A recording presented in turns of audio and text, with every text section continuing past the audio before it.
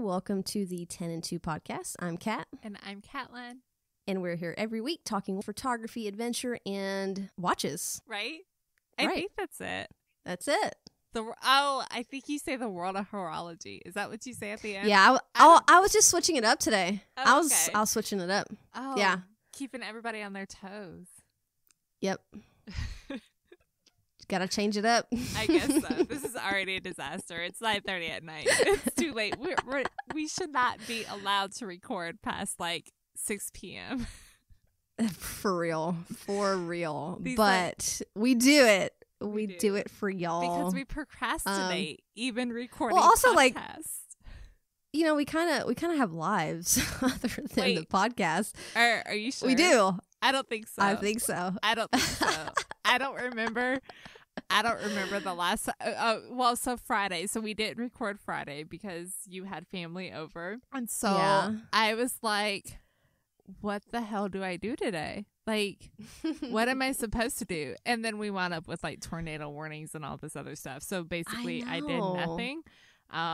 But yeah, it was like I should do all of these other things. Like I should have gotten caught up on laundry, and I should have, I don't know, worked on the website, I should have done So this things. is what happens. This is what happens now. Like anytime I have free time, I'm like, ooh, what can I go take pictures of, or what can I do for the show? Versus like, oh yeah, I need to clean my house. Yeah, like that's kind of important my poor too. House right now. Like, oh Lord. Oh man, I don't even want to talk about it. But and so I was like, oh, I should do some photography and take some photos. Didn't even do that. Like I couldn't tell you what I did Friday. I hung out with Tyler a lot, which was nice because I don't get to do that much anymore. Because like school is back, which is weird anyways, because basically he just comes downstairs while I'm working and says he's going to school and then goes back upstairs. So it's kind of weird. But I have to say, I do not miss car rider lines at all because I always drive him to school. So I don't miss that. It is kind of nice. Have you? I bet. I needed to follow up with you, and I've been wanting to text you about it, but I keep forgetting. Have you listened to Dolly Parton's America yet? Kat. No. You're breaking my heart. I know. I'll let you know what? We're meeting tomorrow, and I'm going to listen to it on the way to where we're meeting. Okay. That sounded so secretive. I know. Secret meeting. Anyway, so how are you? How was your weekend? Good? I'm doing good. Yeah. It was great. Like you said, my little sister came over all weekend, and I hadn't hung out with her in a while, and it was fantastic. We did some fun stuff. Took her downtown, and came back, watched movies, and had pizza. Had a pizza party, pretty much. And it was fun. It was a lot of fun. That's good. Glad you got to relax a bit. I know. It is a little bit nice, kind of. And I've been doing this lately with my Instagram, personally, is kind of just disconnecting a little bit over the weekend, just a little bit more than I do over the week, because I don't really think there's a ton of people online anyway. There's not usually any watch releases coming out, so while you do see me on there, I'm not typically on there during the day a whole lot. Yeah, for sure. But we had an exciting week last week. There was some stuff like lots of stuff. There's a lot of stuff. There really was. Okay, so what? Go ahead. I was going to say, before we get into all the stuff, why don't we talk about what's on our wrist? Was that where you were going? Yep. We are the same person. The same. Absolutely the same. It's even worse when we're not in the same room, too. Oh, my gosh. Y'all. So we were both tagged in something on an Instagram story, and we both reshared it, and we both used the same Dolly Parton heart gift. Out of all the gifts. Out of all of them, the Dolly Parton heart one. So, oh man, so funny. we're probably the only people who find this entertaining, but whatever. It's fine. I know. Okay. Finding gifts is hard sometimes. Like when you really want that right emotion, like it's hard to find. Because it has to say the right thing. It has to like really express how you're feeling. And sometimes okay, so let me ask you something real quick. If you feel weird about this, sorry guys, sidebar here for a second. When you're using a GIF, do you care if it's like a guy, doing an emotion or saying something, or do you always pick females? No, I don't care. Okay, you don't care. Yeah. Right now I'm on a Dolly Parton kick with my GIFs. Yeah. But I don't care. But like a lot of the GIFs, if I'm posting a GIF, a lot of times it's a little dramatic, which I tend to sometimes sort of be. Yeah. People would say more often than not, but whatever, it's fine. And I feel like the female eye rolls are much better, or like the shrugs and things like that are much better. Yeah, there's some good guy ones too, and I always feel weird. Really? Trying to pick one of the. Yeah, I don't know why. I'm always like, well, maybe because I'm like a girl, maybe I should pick one of the female ones. I don't know. Nah, just something to think about. I pick whoever gets my emotions across. Whoever gets it. Yeah, whoever like really, really. Now I will always refuse to pick any sort of Alabama GIF ever. Like, oh, definitely. Sometimes when you search for something, especially during college football season, which was supposed to have started over this weekend, so I'm a little bit like lonely in my life. But sometimes when you're picking something during the season, like they'll have like college football stuff, and I'm like, man, but your jersey says Alabama on it, so not picking you. No, thank you. These are the real struggles, y'all. Always loyal, no matter what. Always. I have another side note. We'll get to watch this eventually, guys. Go for it. So I have like one of those like little message boards, you know what I mean, in my kitchen that you can just like change the little letters out and like make your own little signs and whatnot.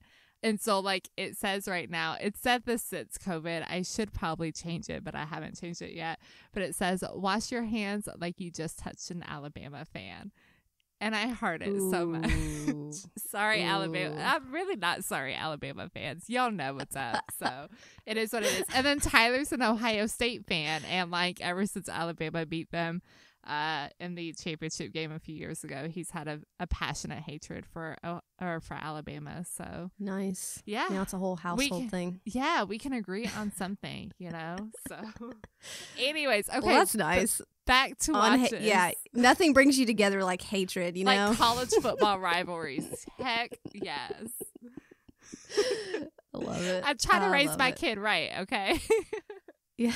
Hate Alabama fans. It's not Alabama fans. Sorry, Alabama fans. Hate Alabama. Until they're the only SEC in the championship game, and then you freaking had to root for them once a stupid year. Except for this year, because apparently we won't have college football championships. So it's all good. Yeah. All right. Watches for real. 9 minutes into this podcast. It's cool. It's fun. It's fine. Right. We talk about watches, adventure, photography, college football, BS. Yeah. Everything. It is what it is. Gifts. So what are you wearing tonight, Kat? I have been wearing, actually I was going to say all weekend, but I haven't worn it all weekend. It's the Tudor Black Bay Harrods. And I actually haven't worn this in a couple of weeks other than just like to take a couple of shots. So yeah, I mean, it's just so freaking good. Like this watch is amazing. Really, really amazing. Yeah, it really is. Except for the anti-reflective coating on the crystal. No, it's terrible. That is terrible. Why is that such an issue with watches? I don't understand. I just don't. Well, and I think it wouldn't be an issue for me if I didn't try to take pictures of these watches. And Fair. Yeah, they didn't do too well with that one. It's very reminiscent of my Hamiltons for sure. Real glossy. But that being said, it's still very beautiful to look at. What about you? What are you wearing?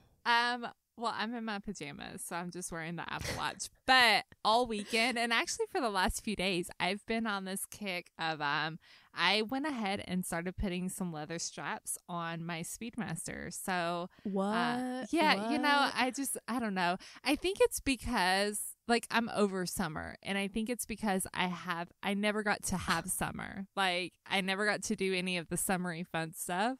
Like vacation. So you're just like, screw beach. you? Yeah, I'm like, screw summer. I'm ready for fall. At least with fall, we get sweater weather, and sweaters. Can we talk about fall fashion? It is like fire as hell. I love fall fashion. I have so many like fall clothes, and it's funny how every summer comes around and I'm like, I have nothing to wear in the summer but like tank tops and shorts.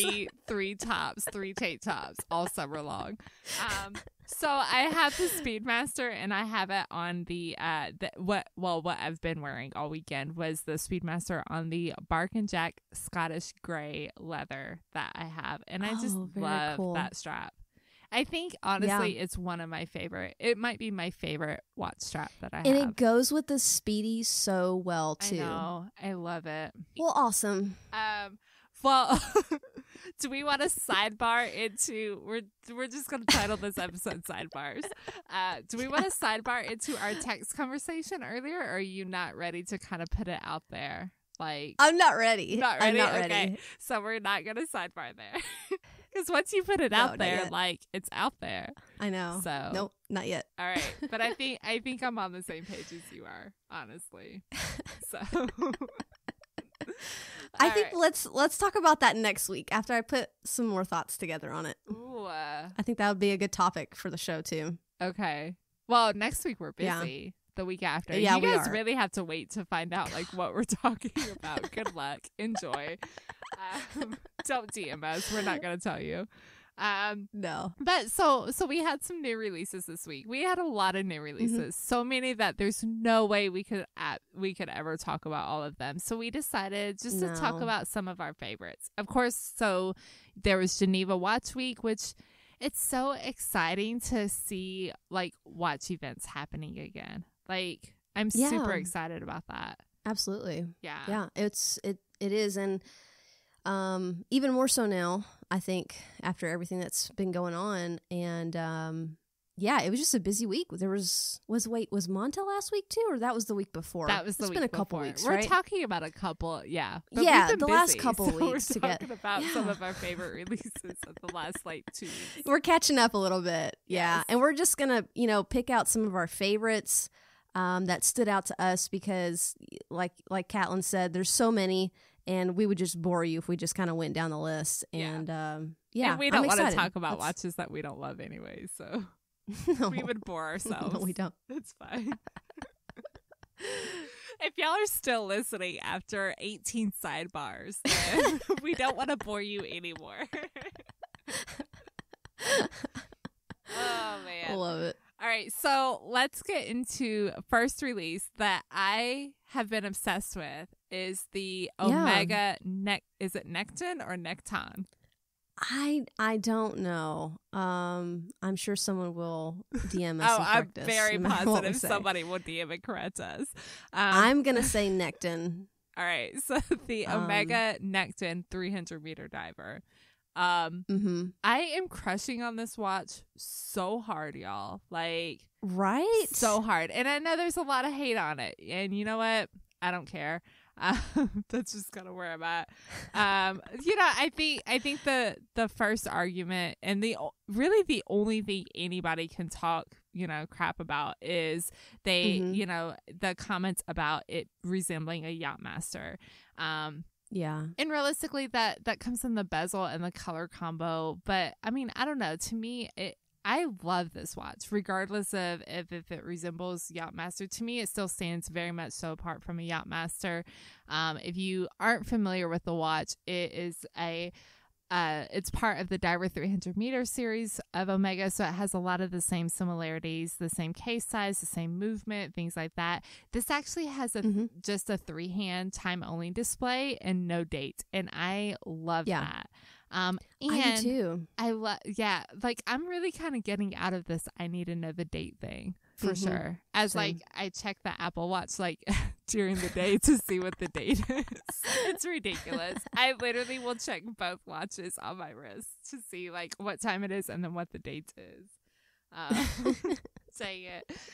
But yeah, no, I love the no date. I love also, and this I didn't really realize initially, is that it has a matte ceramic dial instead of the high polished ceramic. And that is so sexy. Combined with the bezel is titanium, so it's grade 5 titanium, and then it's sandblasted. Like the dive scale is sandblasted and it's raised on the bezel, so you have this like really textured looking bezel. And I think that's kind of where everybody's like, oh, it's a Yachtmaster. But it's clearly not also. No, I mean, is it reminiscent? Absolutely. So, they did the Seamaster, the America's Cup back in the early 2000s, and that had the same aesthetic, diving bezel on it too. And I get it.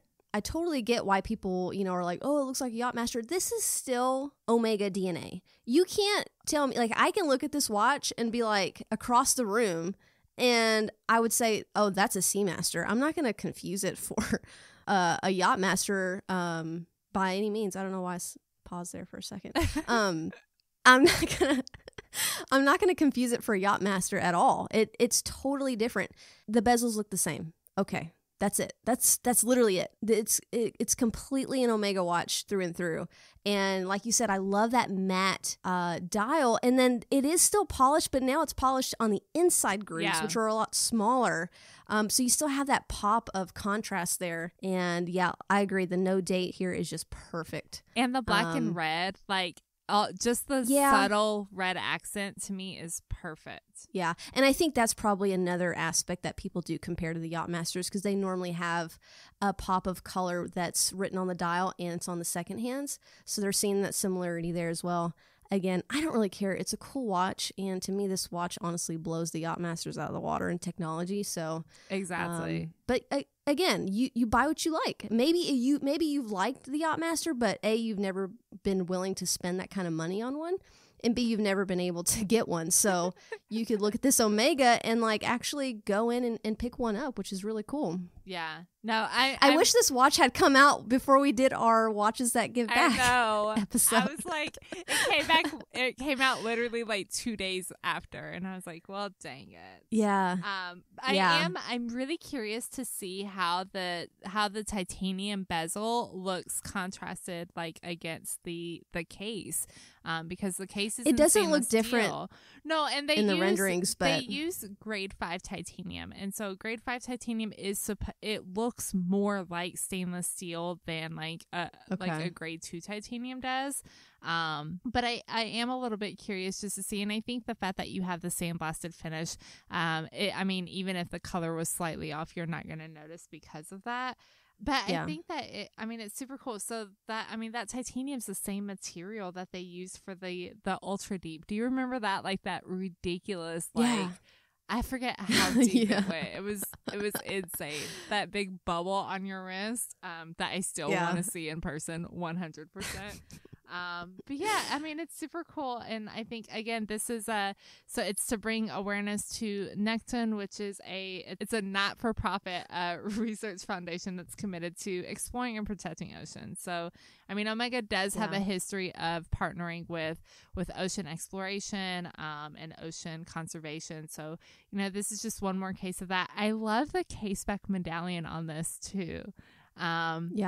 So I like that they did a closed case back, because I think if they had it open, it would be thicker than it is. Yeah. So I'm glad that they went closed here so that it does wear a little bit thinner. Yeah. I'm super excited to see these in person.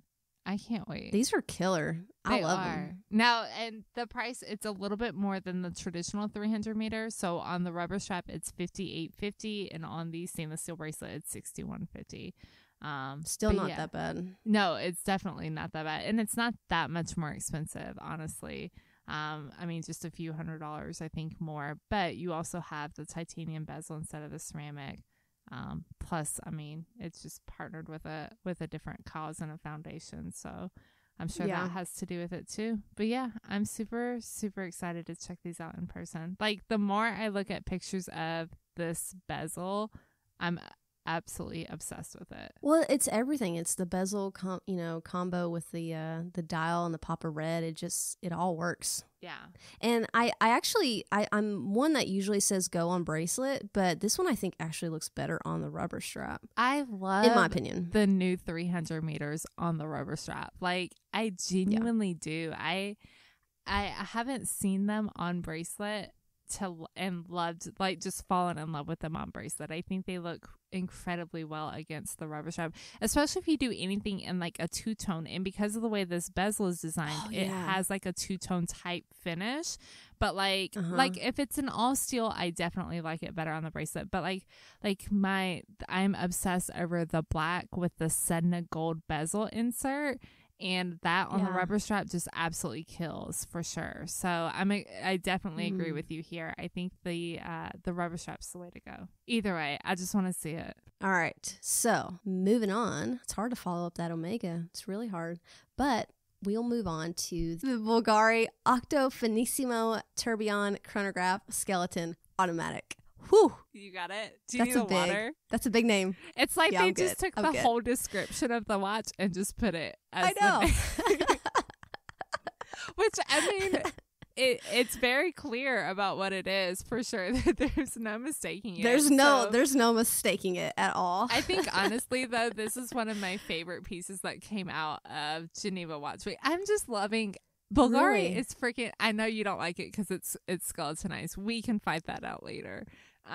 Yeah. But you were probably like, I can't believe she put that on the list of things to talk about today. No, it actually is a really phenomenal watch, regardless of my dislike for skeleton dials. Yeah. I mean, I'm in love with the idea that Bulgari is making thin watches so mainstream. And it's not even just thin watches. It's record-breaking thin watches. This watch, the movement is 3.5 millimeters thick, y'all. 3.5 millimeters. Man. That's for a chronograph and a tourbillon. I mean, so like the whole watch together is 7.4 millimeters thick. It's absolutely insane. So again, another record set by Bulgari as far as like thinnest movements when it comes to a tourbillon and chronograph. And I mean, it's just so cool because when you look at the movement, which you get to do because the whole thing is skeletonized, like typically if you're going to have all of these complications, they're modular. So like they're all just stacked on top of each other, which is why you get these thick movements, thick cases. Like it's the way that it has to work out.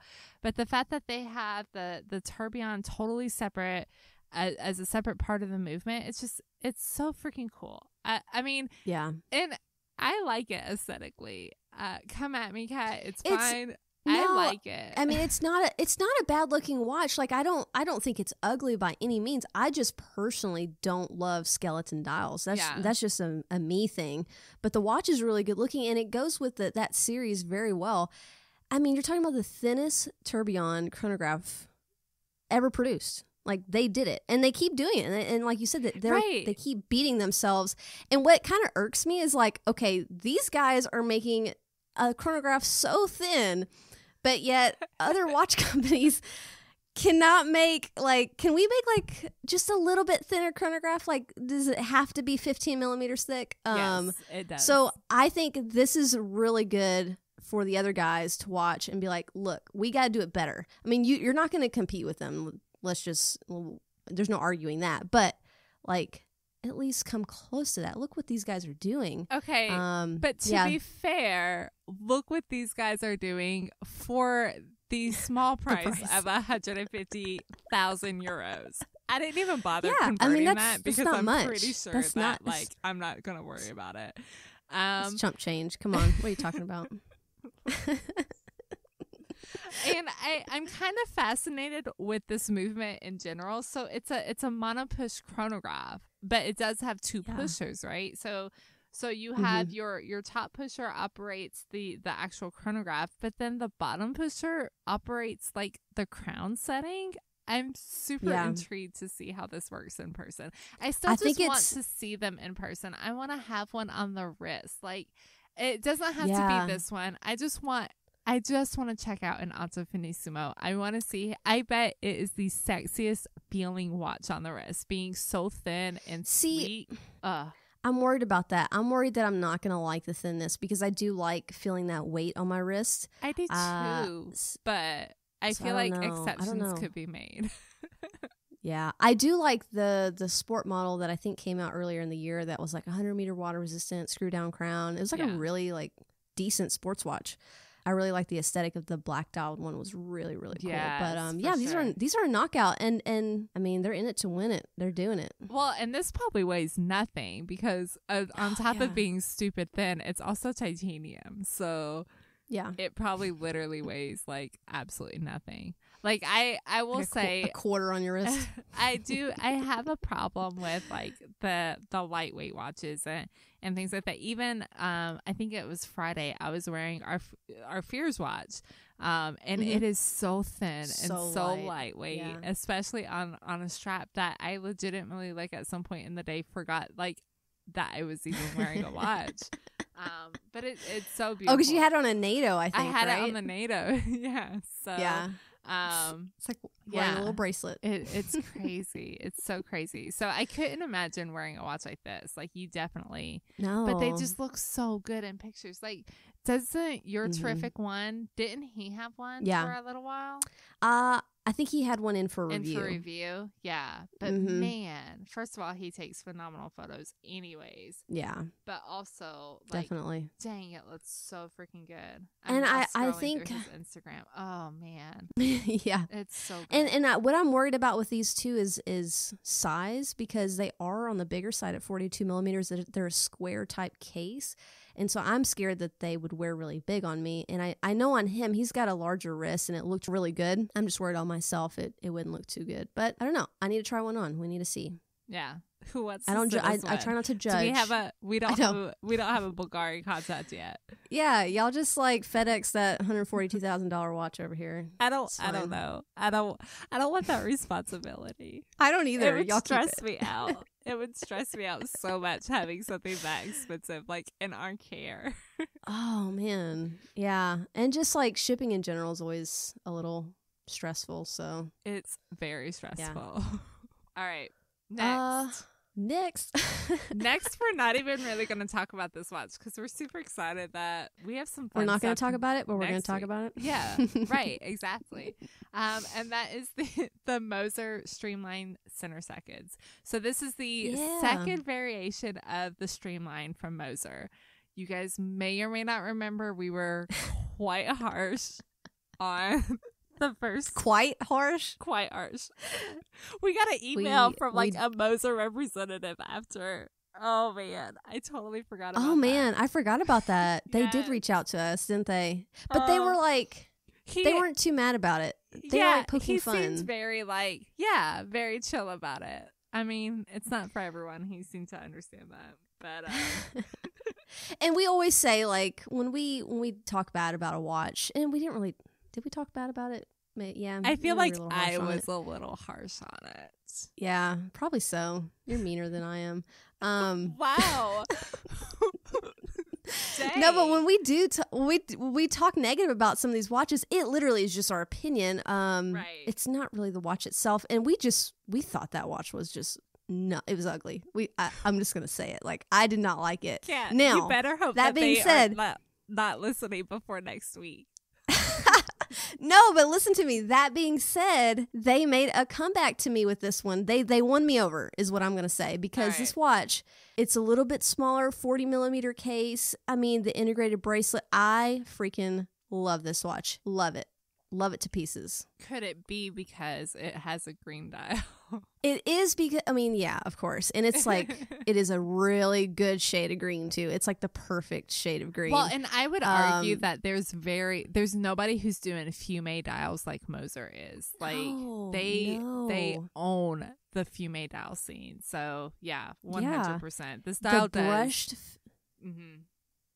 Yeah, the brush finishing on this one is just beautifully done. And I love that about watches. I like a very brushed watch with little bits and pieces that are polished in between. I love that look so much. Yeah. And I would take that any day over a very like polished, high polished watch. But the way they did the integrated bracelet. I mean, this is like a true sports watch. And coming from Moser, a brand that typically makes these very just more dressier pieces, they come on leather straps. I'm excited to see them go down this route and to see what they're going to do in the future too. Also, shout out to them for, this is the second year in a row that they've done a sports watch in stainless steel and haven't made it blue. So yeah, shout out to Moser for being outside the box and different. I think that's what they're known for, though, right? Yeah. They're not going to follow what everybody else is doing. They're taking their own path, and he's certainly not afraid to come up with some crazy ideas. Also, the really cool thing about this one, damn it, you know what? I'm not going to say it because I want to talk about it. No, because y'all tune in next week. Like, we have some real stuff is happening next week. Okay. Y'all tune in. I know, it's like I want to get into it, but I'm like, no, let's just wait. I'll wait. We're leaving it at here. That we like the watch. It's $21,900. Come back next week. See you next week. Now we're moving on. Right? Yeah. We're done. Okay. Yes, we're done. All right. So let's talk about my other, this is my other favorite release. I'm really kind of obsessing over these, and I want to see them so bad, are the Breitling Endurance Pros. I think these are so freaking fun. They are 5 different colorways of the same watch. So you can get it in white, blue, yellow, orange, or red. And so the case is actually made out of what Breitling calls bright light, which is actually 3.5 times lighter than titanium. It's hypoallergenic. It has like a textured feel to it. These look so freaking cool and fun, and I feel like that's a word that we don't use in watches enough. They look fun.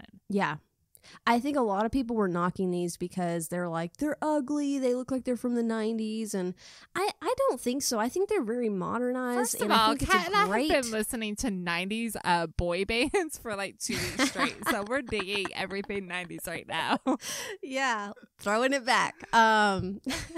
Forgot about that. Yes. Yeah, I really enjoy these, and I think that, okay, so Breitling made these with athletes in mind, and I think for athletes, you're wearing normally, like, I know my athletic workout clothes are all super bright colored. I don't really go toned down when it comes to my workout gear, and I think with all the color options they gave, it really allows someone to get something very personal and, that would go with their style and with what they wear. I think the white one would look great on ladies, the yellow too. Yeah. And I can't say enough good things about these watches. I honestly, and they're big, they're 44 millimeters, but again, they're so light that I don't think that case size is really going to matter. Now, I don't know what the lug to lug is on these. I'd be curious to find out. But I'd still think that I could probably pull off one of these. Oh, 100%. And the advertising, they had women on there. Like, if you go to the Breitling website, they have it on women's wrists. So I think the lug to lug is pretty decent. I'm sure it doesn't look very long, similar to like a Bell & Ross, where it's just about as, because it's square shape or like, so I feel like it would wear really well. I'm trying to find all my links. Yeah, and I think, people are saying, well, it's an athlete's watch. Athletes want smart watches. And yes, I do get that. But I think we as the watch community, I think we overlook a big group of people. I think there's people out there that do want to wear a smartwatch. And I think there's also a big group of people that don't want to wear a smartwatch, but they're also not they're not a watch nerd. They're not a watch collector either, but they want something to wear that's not necessarily a smartwatch. So, for instance, when I go out, not a G-Shock, something a little bit more high end than a G-Shock, and there's nothing wrong with that. No. When I go out mountain biking, I don't want a mechanical watch because I don't want to screw one of mine up. But I also don't really care about my metrics. I don't care about calories burned or how far I've gone. It's like, I just want to go out there. I want to sweat. I want to have fun. And I also want to be able to see what time it is without having to dig through my bag and get my phone out. Right. So this is $3,000 is not cheap by any means, but it's still a more affordable watch compared to some of the others that are out there right now. And it's a really cool technology that's inside too that you're not going to have to worry about. Yeah, exactly. It's a cost certified quartz movement that's 10 times more accurate than a standard quartz movement, which are pretty damn accurate, by the way. So I'm all for like this quartz technology, just keep building, and yeah, I'm all for it. Like I'm not a quartz hater by any means. Like I honestly want to buy either a 9F or one of these really like high-end quartz movement watches for sure. I will say I was a quartz hater for a very long time until probably I think we all go through that phase. Ago. Yeah. But now, like, I think we all do. There's just something so freaking convenient about it. And again, it's not even, it's outside of the convenience. It's the worry-free aspect of it. That, I mean, you can wear this watch, you can do whatever with it, and you don't have to worry about messing up the movement. And that's something that really I try to take into consideration in watches like this. It's not a watch that, you know, you could go out there and buy a $25 quartz watch, but you're going to have to replace that every 6 months to a year. Like, this is going to last you for quite a while. Yeah, so, I mean, to be fair, we could all go out and buy $25 quartz watches, and none of us have any of the watches we have. So, you know, I feel like... And I used to be that way. And I also used to, like, go through watches like nobody's business because they'd all die on me. So... None of what we do is a necessity. These are all just wants. So it's fine. If somebody wants to spend $3,000 on a quartz watch, you know what? Live your best life. You do you, boo. Yeah. That's what I'm saying. It's a good looking watch. I know. I'm very excited. I really like that white one a lot. We love everything white, except for our white watches currently. But we'll talk about that later. Oh, man. I'm excited because there's a Breitling boutique that's opening up here in Nashville too. So hopefully we can see these sooner rather than later. It's gonna be so exciting. I hope we're gonna be all up in there. All up in there. They're gonna be so freaking annoyed with us, man.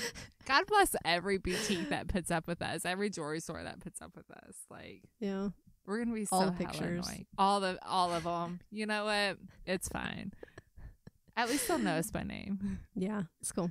All right, moving on. Let's talk micro brands, because one of your favorite micro brands and one of my favorite micro brands have introduced new watches. Yeah. So a couple weeks ago, and we did a write-up on our website too if you want to check that out, but Monta released a new watch, and it is the Noble. So we had the guys from Monta on episode 36 way back when, and you know, they had talked about then, and I think we've done some live streams with them since, that they kept bringing up dress watches because everyone kept asking them when they're doing a dress watch, when are they doing a chronograph? Well, they didn't do the chronograph this year, which is understandable, but they did a dress watch, and this is so awesome because it's not your typical dress watch. It's still that steel sports watch that and to me, honestly, it's basically like having an Oyster Perpetual or a Datejust. Right. It's kind of their version of that, which I love because you don't have to worry about those watches. You can take it swimming, screw down crown, and you just don't have to worry about them. It's the perfect like beach to boardroom. And, you know, we say that term a lot, but this is the kind of watch that I think of when you actually say that. Yeah. More so than a dive watch, because I don't really see a lot of dive watches in the boardroom. I've never even been in a boardroom. I don't know what I'm talking about. Everybody's really wearing dive watches in boardrooms. We just don't even know. Yeah, I know. Yeah. But this is a great watch. They brought in a new dial color too, which is this blue dégradé dial. And it's something really cool for a microbrand to do that. And we haven't really seen that very often. And then they got the opaline silver, which they did on the Atlas too. And they've got that version as well. And I think those are the two, like, if you're only going to come out with two watches, that blue and that white, you covered all your bases right there, in my opinion. I know, like, you're obsessed with the white, but I am dreaming about this blue. And the blue, it took 18 months for them to develop this blue. I am so, because it has, like, that bit of a fume feel to it. It just looks so good. You really like that a lot. I do. I'm a sucker for it. Yeah, no, I think it looks so great. And Justin from Monta keeps posting first of all, I love micro brands because they take actual wrist shots just on a cell phone, and you can really get a better idea for what this watch looks like. So, you know, if you follow Monta on Instagram, Justin's been taking just wrist shots and like, you know, wrist roll videos and things like that. So you really can get an idea of it. And like you said, it's really, it's a sporty dress watch. Yeah, I love it because sporty to watch. What is that with the guys at Worn and Wound? What's their is it sporty to watch? Is that what they call it? They have like a term they use all the time. I don't Dang it. And I'm forgetting what it is now. Dressy to watch. Is it? Man. Sorry, no, I don't know. But yeah, I love it. So the overall design is based off of the Triumph and the Atlas. So you see like a lot of similarities in the casing, but then I mean, it's all of the finishes that make this watch so different. And, you know, I feel like we get asked this question a lot, or I know I do, is that, you know, is the hype real about Manta? Like, is the finishing really there? And I mean, honestly, and even, you know, way back in the day, before this podcast was a thing and you were just inviting me out to have some coffee, you know, you had a Manta with you that was on loan. Yeah. And like, honestly, it genuinely is that good. And I don't understand how they do it, especially at their pricing. Even though now they did just do a price increase, which they've been telling people for a year, literally since our podcast and probably before that, that they were going to have to do. And I get that. Like, you can't, I mean, that's the way the world works, y'all. Like, you know, nothing can stay the same price. It sucks. It is what it is. But you're also paying, you know, a different price for even food and groceries than you were, you know, a year ago. Meat right now. Oh, it's Lord. expensive as Can hell. we not talk about I'm about meat? to be vegetarian. No, ma'am. No, it is what it is. I'll quit drinking alcohol. I will do a lot of things before I give up do all the meat. cutbacks. Yes. Caitlin's like, I will ride a bike to work. I will do whatever right. I can. That's a 35-mile trip, so I'm probably not riding a bike to work. But can we get some damn public transportation in this city? Jeez. Not for y'all. Yeah, in the boonies. You're more out in the boonies, and you at least have the Nashville Star. The train. The one train. That's true. The one train we have. But yeah, no, I forget. Like, Lord, what were we talking about? Oh, price increase. Sorry. Yeah. But, yeah. So I mean, and even then, it wasn't that bad of a price increase. So it was expected. You know, I definitely expected it, especially with these new pieces. But super excited for the guys at Manta, and I'm excited because we should be getting one for review, and I know. Can't wait. I don't even care like what dial version we get. I'm just excited to get one of these in hand. Why don't you send us both, by the way? If you can. Pretty pleased with the cherry on top. Yeah, though this is actually a really home run for them. I think it still has that Manta aesthetic to it. You know, they didn't lose their identity with creating a whole new piece in their collection. And you know, while you know the polished bezel, it's not totally for me. I don't love it, but I think with this watch, it does work really well. They put new indices on this. There's new hands. There's a new logo too, which is they refined their logo. And you wouldn't even notice until you kind of put two and two together. I had to actually pull mine up next to a photo of one of the new ones to see the difference. Same. And you can tell it's a little bit more refined. It looks great. And these are great looking watches. I like them a lot. Awesome. Okay. And last. Yeah. Watch release that we're going to talk about. Yeah. Right? That comes out. It comes out today. Came out yesterday. Or yesterday. Oh, yeah. Yesterday, by the time you guys are hearing this. Oh, man. It's a whole situation. This time travel thing. So the guys at Notice have introduced a second generation of their contrail. I have one of the first generations of this. This is probably one of the coolest watches that I have, especially at this price point. Notice just does really well for their price point, I feel like. But I'm super excited for the guys for Weston Cullen about these new ones. They are introducing gilt dials, which I think is absolutely phenomenal. You know, a lot of the same specs as to the original contrail. So you have the 39 millimeter case, 40.5 millimeter bezel width. It's a fairly thin watch at 12.6 millimeters. They just wear incredibly well. There is, I think there's 5 dial variants, if I remember correctly, of the 1, 2, 3, 4, 5. Yeah. So there's 5 dial variants.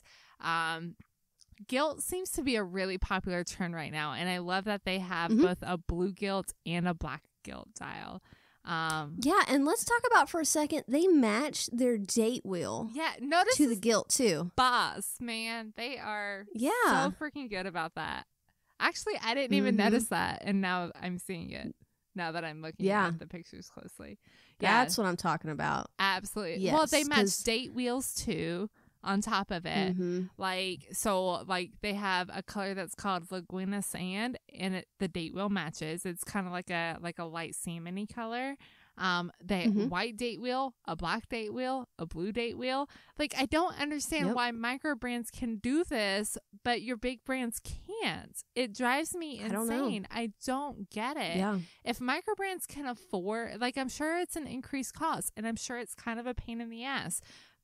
But if the micro brand can do it, why can't these big Swiss brands get this right? Because there's nothing that drives me more nuts than like a black dial and then a white date wheel.